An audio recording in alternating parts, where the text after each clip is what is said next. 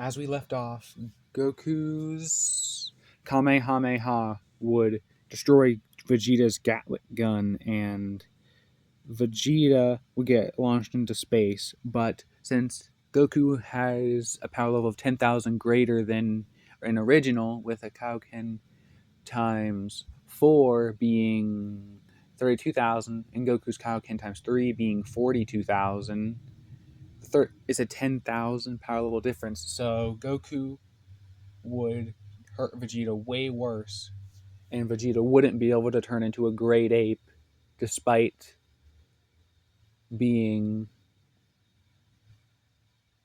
in a good enough condition to use Artificial Moon. If he did, his power would drop even more, and Goku would be able to beat Vegeta in a Kaioken times 4. But Vegeta is too hurt and doesn't want to even try because he feels like he's going to die if he tries. So he escapes Earth, and Goku spares him, and Vegeta ends up telling Goku that it was a mistake sparing him. And when Vegeta would go off planet, Goku, being in better condition than originally, would bring Gohan back to Kame House, where he would immediately start talking to Bulma about what happened, and King Kai would chime in telling Goku that there are Dragon Balls somewhere else on a planet called Namek where Kami and Piccolo were from. So King Kai would give them their coordinates to the planet, and Bulma would immediately start working on it, a spaceship. But this time she would put the gravity machine on the one that they're going to be going on, because Goku is going to be able to come a lot sooner. Because I'm going to say that Yajirobe didn't eat all the sensu beans, and there is 2 entire bags of sensu beans. So there would be a completely separate room for gravity training, and eventually, after, I'm going to say 2 weeks, maybe 3 weeks, Bulma would be able to finish it along with her father helping her. And the team that would go would be Gohan, Krillin, Bulma, and Goku.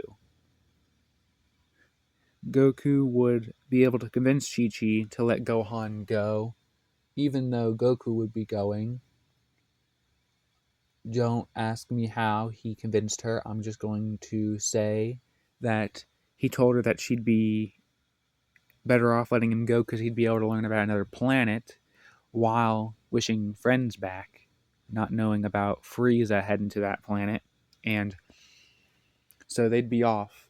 Goku and Gohan would be training mostly in the gravity room, Krillin entering in sometimes, but he really using it by himself because the others are able to use a higher percentage of gravity than him.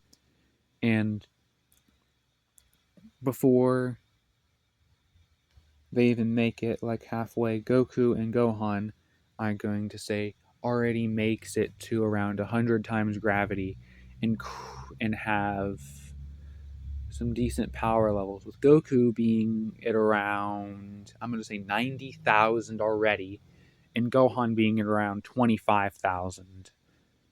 You might be wondering why I'm nerfing Gohan so much, but think of it. Gohan is 10 times stronger than original, but Goku isn't. I'm going to say that Goku isn't 10 times stronger like Gohan because really, you want Goku to have a power level of 140,000 base already.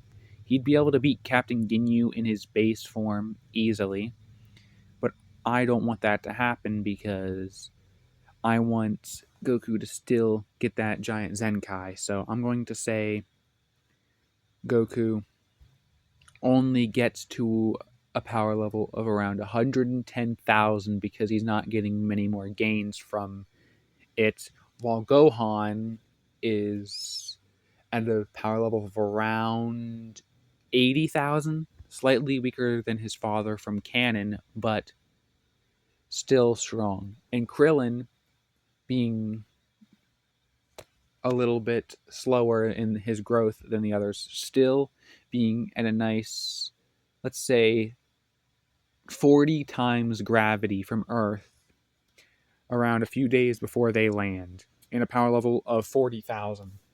Being half of Gohan's, but still being 4 times greater than what they had in canon. So even Krillin can one-shot Vegeta at the moment. But back to Vegeta. Vegeta gets a nice Zenkai after healing and gets a power level of, let's say, 27,000. And he kills Qui as soon as he lands on the planet because Qui wanted the smoke and got the smoke from Vegeta's fingers. And Vegeta would go around, eventually running into Zarbon and Dodoria, but Zarbon would let Dodoria take Vegeta on alone. Yes, I'm going on a little bit of a different path than originally, but that's mainly because I'm going to say Vegeta was looking for Dragon Balls and he ran into them. Vegeta would lead Dodoria away, and Zarbon wouldn't care because last time they saw Vegeta, he only had a power level of 18,000, and Vegeta, being weaker than Dodoria, or so he thinks, with Dodoria's power level being over 20,000, beats Dodoria because they didn't know Vegeta got a Zenkai and went up to 27,000. Zarbon would eventually find Vegeta after Dodoria failed to come back and would transform after Vegeta would show him the power difference, and Zarbon would beat Vegeta to a pulp. But he would bring Vegeta back and put him in a healing chamber because apparently no one on the Frieza Force knew about Zenkai boosts, and Vegeta would get another Zenkai, getting up to around 38,000. I'm going to say he's still slightly weaker than Krillin because Krillin worked hard for his power level. Vegeta only worked barely for his power level because all he did was get hurt. So I'm going to give Krillin the W and let him be able to take on Vegeta and win. Well, after a few more days, eventually Goku, Krillin, Bulma, and Gohan would land on Namek, immediately being attacked by a few Frieza Force soldiers, but taking care of them real fast, destroying their scouters and killing them by accident because they didn't know how strong they had gotten or how weak the Frieza Force soldiers were. But it's a good thing that they destroyed the scouters immediately because their power levels weren't able to be read. So they just were assumed to be Namekians that were fighting back. So Frieza didn't give any attention to it.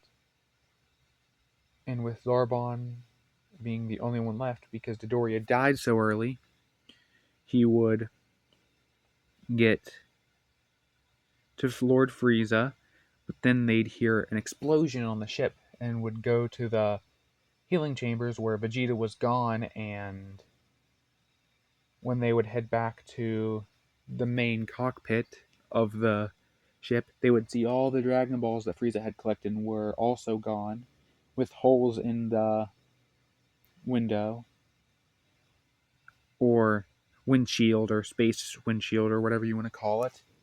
And Frieza would get mad and tell Zarbon to go after Vegeta, and Zarbon would comply and go after Vegeta. And when they meet, Zarbon would immediately transform, but get his shit rocked by Vegeta immediately because Vegeta is so much stronger than him now.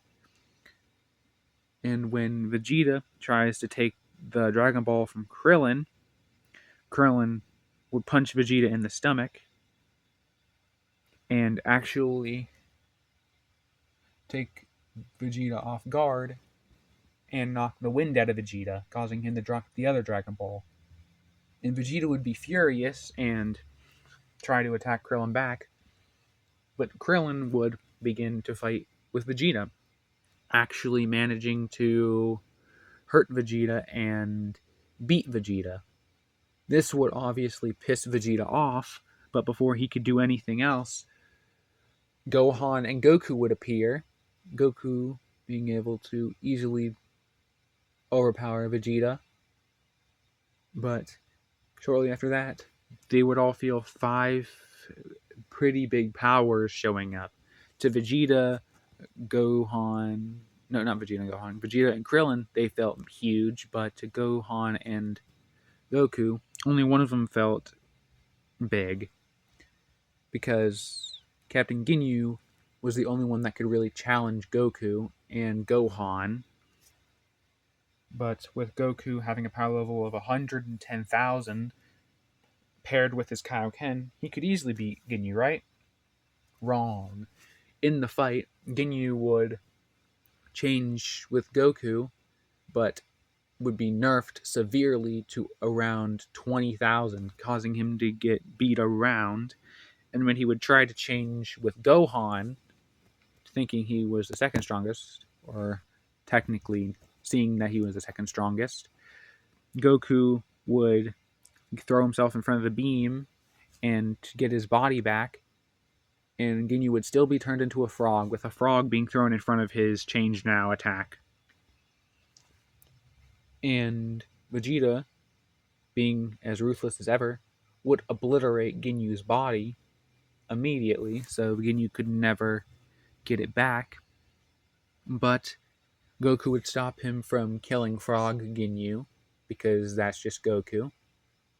And eventually, they would get all the Dragon Balls after they put Goku in the healing chamber, knowing that if Vegeta tries to act out, there is Krillin and Gohan to keep him in check.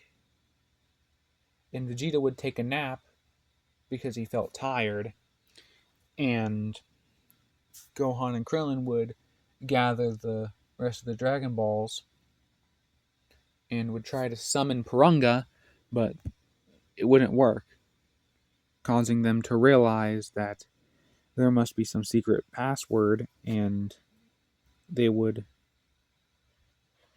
find Dende again.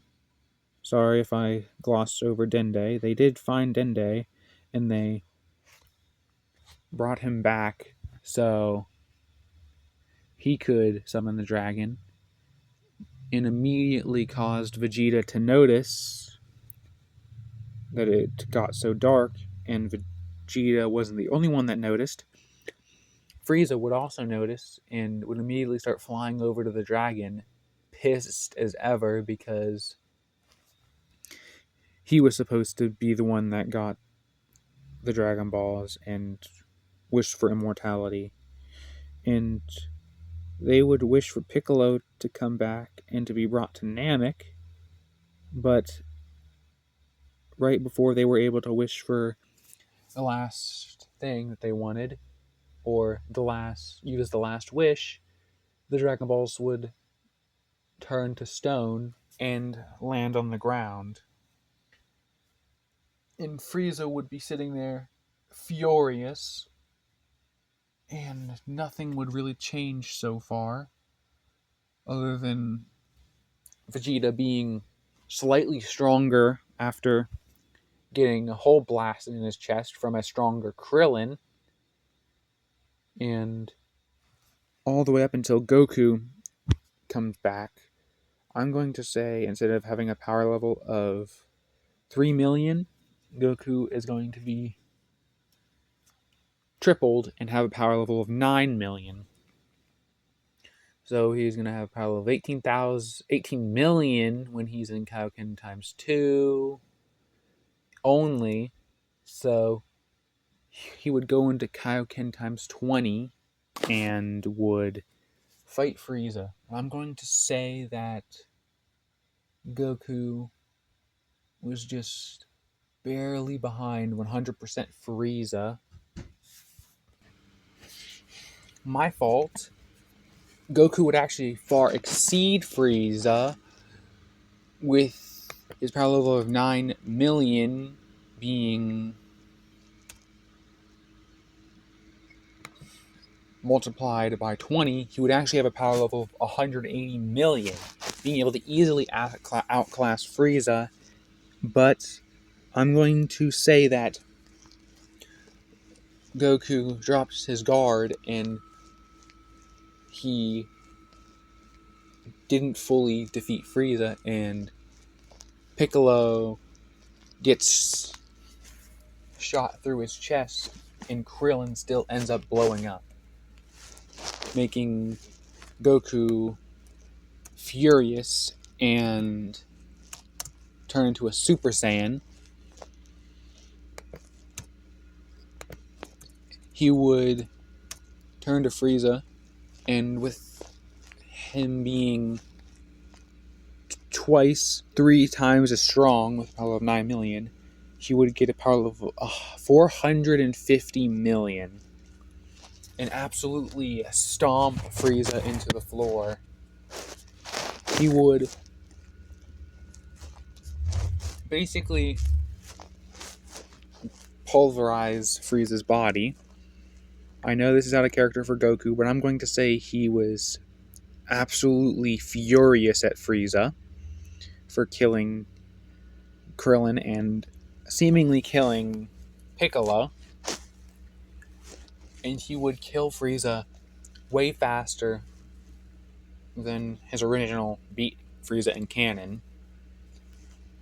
And he would go with the others, getting off planet, but he wouldn't go with their ship. He would use Frieza's ship because the others already launched, and he would still go to Yardrat and learn those techniques and get stronger, getting a base power level of around